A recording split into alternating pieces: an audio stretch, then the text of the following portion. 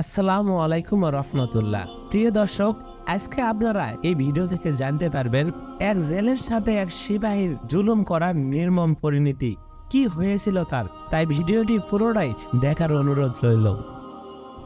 বনি ইসরায়েলের এক ব্যক্তি সমুদ্রের তীরে তার বসবাস। একদিন সে কি এক প্রয়োজনে ঘর থেকে বের হলো। সমুদ্রের বিশাল জলরাশির পাশ দিয়ে একটু দ্রুত পদেই হাঁটছিল সে। কোনো দিকে ভ্রুক্ষেপ নেই তার। কিন্তু হঠাৎ এক ব্যক্তির চিৎকার শুনে সে থমকে দাঁড়াতে বাধ্য হলো। লোকটি উচ্চ আওয়াজেই বলছিল, হে লোক সকল, খবরদার, মানুষের উপর জুলুম করো না, আমাকে দেখে শিক্ষা গ্রহণ করো।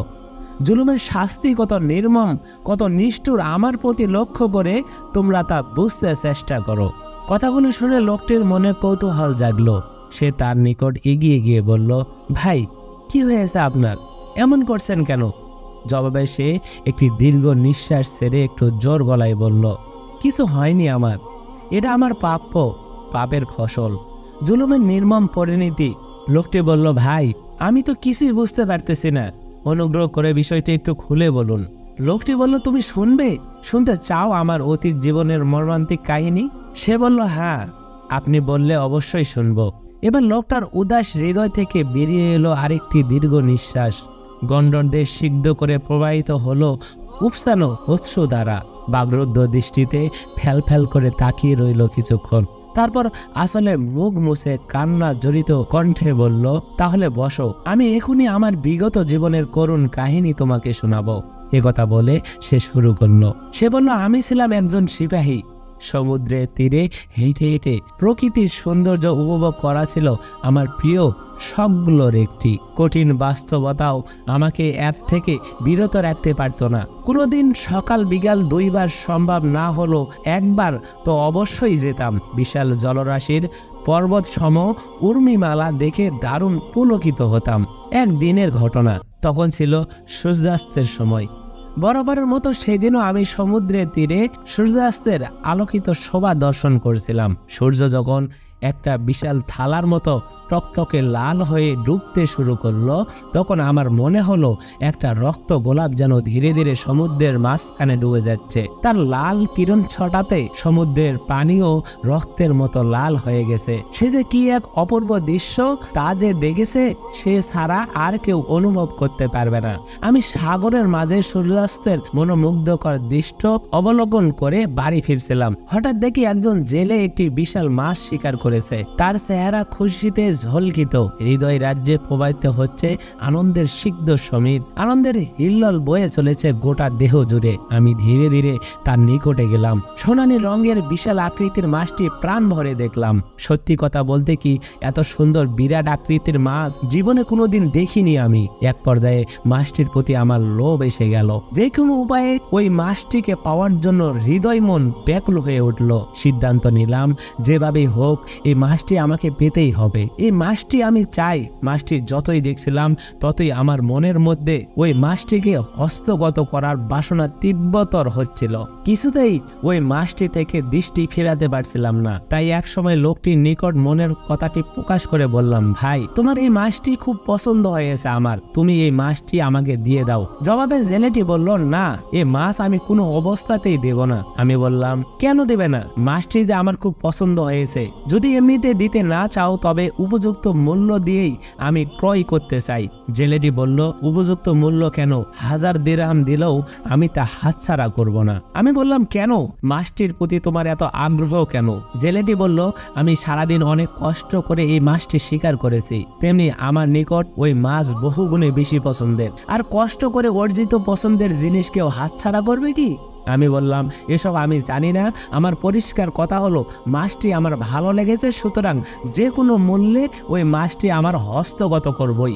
জেলেটি বলল, জনাব, এই মাছের মালিক আমি না দিলে আপনি এই মাছটি কিভাবে নেবেন? আমি বললাম, আমি সিপাহী মানুষ, কিভাবে নিতে হবে তা আমার ভালো করেই জানা আছে। সুতরাং নিজের মঙ্গল চাইলে এখনই মনের খায়েশ ত্যাগ করে মাছটি আমার নিকট বিক্রি করে দাও। জেলেটি বলল, আপনি সিপাহী মানুষ, তাই বলে দুর্বলের উপর অত্যাচার করা তো আপনার জন্য শোভাবাই না। আমি বললাম, এত কথার প্রয়োজন নেই, যা বলেছি মানতে চেষ্টা করো, অন্যথায় মাছ তো হারাবেই, পয়সাও পাবে না। জেলেটি বলল, এ কেমন কথা? আমার প্রিয় জিনিস জিনিসটি আপনি জুলুম করে অন্যায়ভাবে নিয়ে যাবেন? আমি বললাম, আমি জুলুম অত্যাচার বুঝি না, আমার অভিধানে অন্যায় বলতে কিছু নেই। আমি যা চাই, যা পছন্দ করি তা আমাকে পেতেই হবে, এটাই আমার ধর্ম। ছেলেটি বলল, জনাব, জুলুম করা ভালো নয়, এর পরিণতিও ভালো নয়, তাই একটু ভেবে দেখেছেন কি? আমি বললাম, এত কিছু ভেবে দেখার সময় নেই, আর মন্দ পরিণতির কথা বলছো, এসবকে আমি কখনোই পরোয়া করি না। ছেলেটি বলল, জনাব, এ কি বলছেন আপনি? একজন বুদ্ধিমান মানুষের পক্ষে এমন কথা কি সাজে? আমি বললাম, দেখো, আমার ধৈর্যের বাঁধ কিন্তু ভেঙে যাচ্ছে, তোমার মতো একজন সাধারণ ব্যক্তির সাথে এত কথা বলার কোনো প্রয়োজন নেই। জেলেটি বলল, তাহলে আপনি কি করতে চান? আমি বললাম, দেখো কি করতে চাই।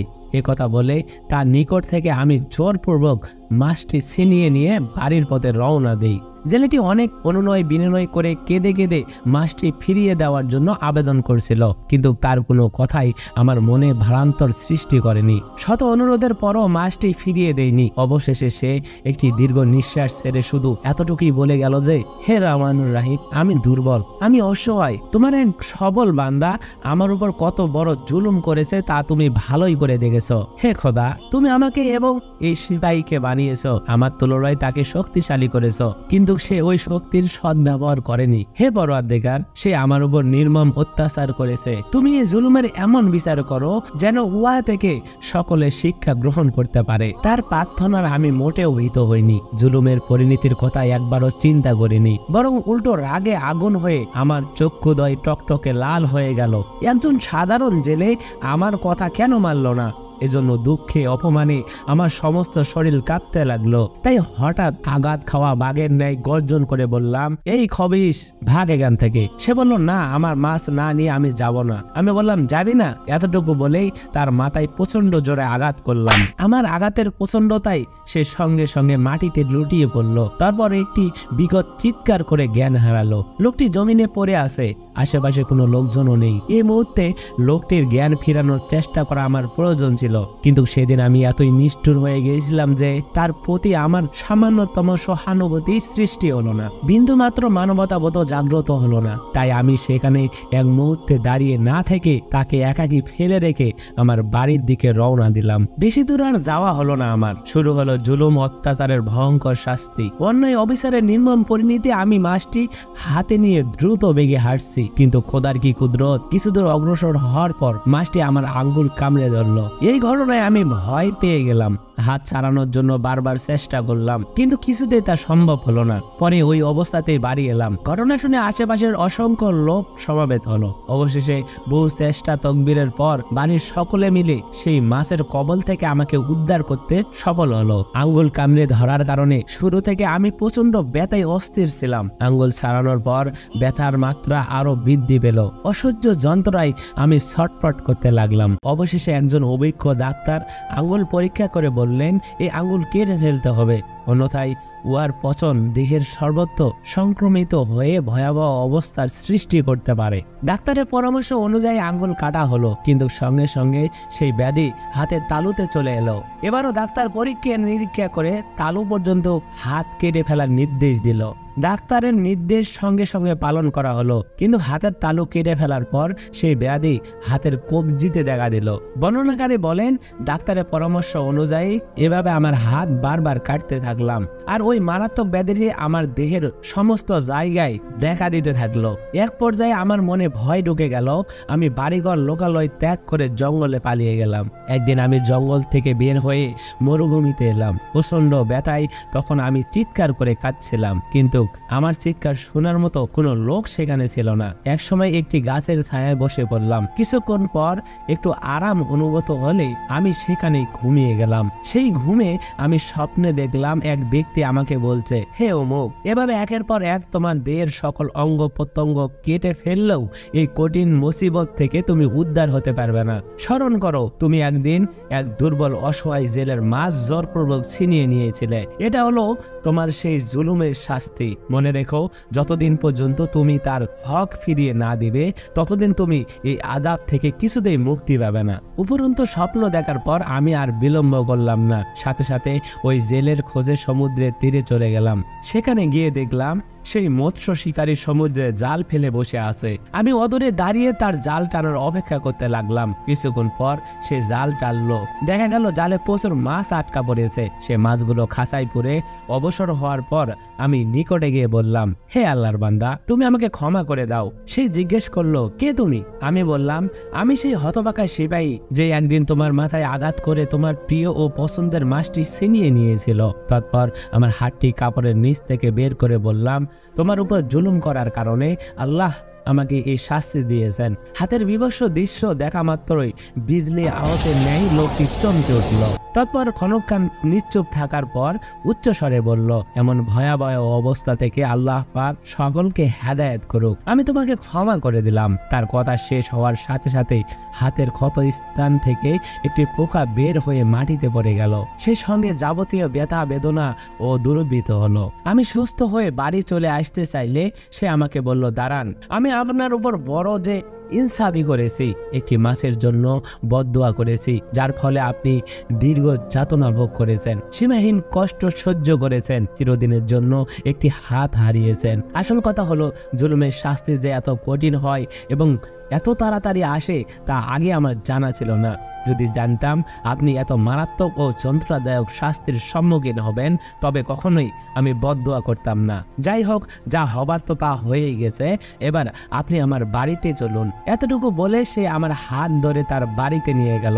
তারপর ঘরের এক কোণে গিয়ে ছেলেকে বলল, এখানে মাটি খোঁড়ো। সে মাটি খুঁড়ে সেখান থেকে একটি মাটির কলস বের করলো। ওই কলসে 30,000 দিরহাম ছিল। লোকটি উহা থেকে 20,000 দিরহাম আমার হাতে দিয়ে বলল, 10,000 দিরহাম নিজের জন্য রেখে বাকিগুলো আত্মীয় স্বজন ও পাড়া প্রতিবেশীর মধ্যে বিলিয়ে দিবেন। এ কথা বলে সে আমাকে বিদায় করে দিল। প্রিয় দর্শক, জুলুমের শাস্তি কত ভয়ানক তা আমরা আলোচ্য ঘটনা জানতে পারলাম। উপরন্তু পরকালের মর্মান্তিক শাস্তি তো আছেই। জুলুম ও জুলুমকারীর পরিণতি সম্পর্কে পবিত্র কোরআনে ও হাদিসে অসংখ্য স্থানে অত্যন্ত কঠোর ভাষায় ভীতি প্রদর্শন করা হয়েছে। যেমন এক আয়াতে আল্লাহ তাআলা বলেন, যেদিন জালেমদের জন্য কোনো দরদি বন্ধু থাকবে না এবং এমন কোনো সুপারিশকারী হবে না যার কথা মেনে নেওয়া হবে।